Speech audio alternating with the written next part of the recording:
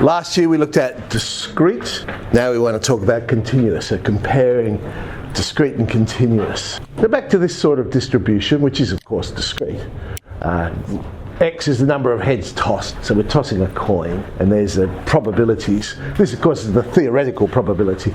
Some definitions. Remember, random variable is X, probability function, probability X equals X. Here's this function, what we call the cumulative probability function. So adding them up to a certain point. So it becomes the sum from A to X of our probability, A being whatever the starting point is. So function 1 in ours that we've done there would be 3/4. The starting point in ours was 0.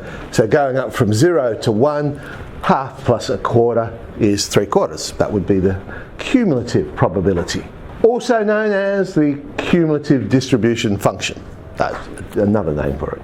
That was discrete. Well, if it's continuous, a probability function doesn't actually exist. Consider this.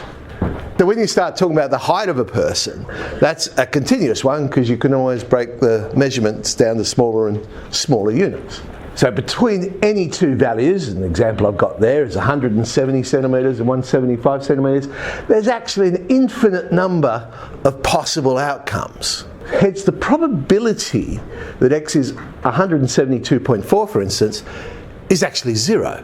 That sounds weird. We're saying, well, the chance of it happening, no chance of it happening. Here's why. The number of people that actually measure the height. So there are people that are that height, we're just saying the probability of it happening is 0. What? So let's say there were 23 people. But the sample space, there's an infinite number of measurements in the sample space. And remember, the probability is the number that occurs over the total number in the sample space. So we're saying it's 23 over n. Well, n's going towards infinity. What's the limit as n approaches infinity of 23 on n? Well, it's 0. So the probability is actually 0. Weird. So when you're talking about a continuous distribution, the probability of any single value is actually 0. We could use relative frequencies and placing data into classes. Then a probability function could be created. So that allows us then to treat continuous data as if it is discrete data, and of course discrete data we know how to handle. Waiting time in minutes for a ski lift. You've gone down to the snow and you want to catch a ski lift. Now this one you'll notice is not theoretical, it's relative frequency I'm using there. So I've got relative frequency and the cumulative relative frequency. And there's my classes. I'm going from 0 to 1 minute, 1 to 2 minutes, and so on up to 5 minutes. I want to find the probability that X is in between 1 and 3. So I'm going to wait somewhere between 1 and 3 minutes. Different ways we could do it. I could use the relative frequencies. So I could simply look at my table and go, well, relative wise, well, it's going to be 0.196 plus 0.210. That'll cover 1 to 3, 0.406. So, yeah, pretty straightforward. I could use the frequency histogram. So if I was to draw the histogram and polygon up there we are. And the widths of each column in this is 1. So basically it's the same as the first one because the area of each of those rectangles would be the same as the probability. Add them together. Got my answer. Of course I could use the polygon using the trapezoidal rule because we've got nice straight lines. Now you'll notice I've used points 1, 1.5, 2, 2.5 and 3 here. Using that I get 0.40575. You'll notice that's not exactly the same as the other one. Being class centres, things like I'm sort of doing some approximations in this. But to 3 decimal places they're certainly the same. I could use the cumulative relative frequencies, creating that, well, the third row I had there with cumulative frequencies. I would say, well, it's F3 minus F1. So 0.620 minus 0.214, I get 0.406. But the question now becomes, what if I want to do this? I want to go between 1.5 and 2.5. Well, change my class widths. So I'll get them to every half a minute now. So there's my new table. Okay, relative frequencies, 0.207. The histogram. Now here I've got to be careful because the width of these rectangles is no longer 1. So that's why I've got to multiply the whole thing by 2. Remember, the sum of all these rectangles would be a half rather than be 1 because of the width. But we get 0.207. Just got to be careful you're using those histograms with the width of the rectangle. Frequency polygon, again, using the trapezoidal rule, I could work that one out. And that's 0.20675. Again, notice I've multiplied the whole thing by 2 because of the measurements I was taking. Cumulative relative frequencies, so function 2.5 minus function 1.5. So what would then happen if the width of that class approaches 0?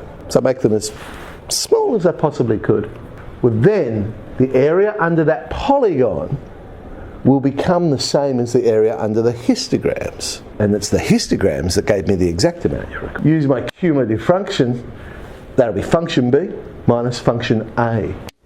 So the difference in the cumulative distribution function. So let's now look at these things called probability density functions. So the probability density function is the equation of the relative frequency polygon. As that width approaches 0, it has these properties. It will always be positive. Right? It's a probability density function. You get a positive number. The integral of function x will equal 1 because it'll be the sum of all the probabilities. So the area under the curve will be 1. And that's what we saw yesterday with the discrete data, that we ended up getting, okay, the area under the curve was the same as all the probabilities. Minus infinity. Infinity, of course, will capture every piece of data. Now, a lot of that data might have a probability of 0, so we can bring the limits in to wherever the data starts and finishes. If you want to find in between two values then, so you just integrate between those two values that you're trying to find. Let's look at this.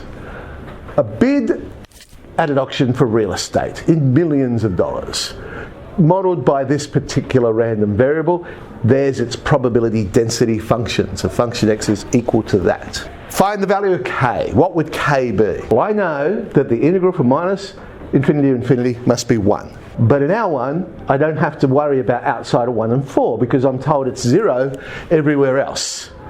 So I'm only integrating from 1 to 4. So this integral must equal 1. Well, it's simple integration. Add 1 to the power over the power. Make k the subject and we get it. K must be 1 on 27 for this. Let's go and find then that cumulative distribution function.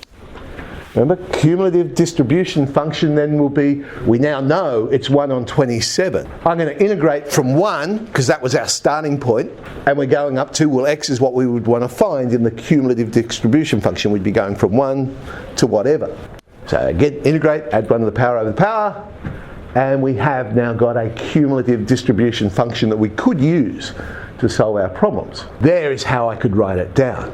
The actual function would be 0 when x is less than 1. It'll be this function we've created when we're in between 1 and 4, but of course once it passes 4, then it's going to stay 1 for the rest, because we've got all the numbers. Alright, now we can use that to find the probability that a bid of more than $3 million will be made. We're saying, what's the probability that our random variable will be greater than or equal to 3? Well, that'll be 1 minus the probability that it's less than 3. Well, the probability's got to add up to 1. Why do it that way? Because that's our cumulative distribution function if x is less than a certain amount. So now I just have to substitute 3 into our function and we get the answer. So the probability of that happening would be 11 on 81. So how can we find quartiles and things like that in these functions? Well, Q1 would go from minus infinity to Q1. That would have to equal a quarter because 25% of the data must be in the first quarter. So the integral from minus infinity to Q1 must be a quarter. To find the median, then that must equal a half, because half of the data would be there. Q3 then would be equal to 3/4.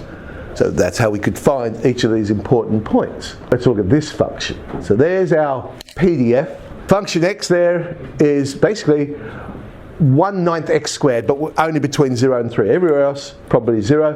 What's the median of this data?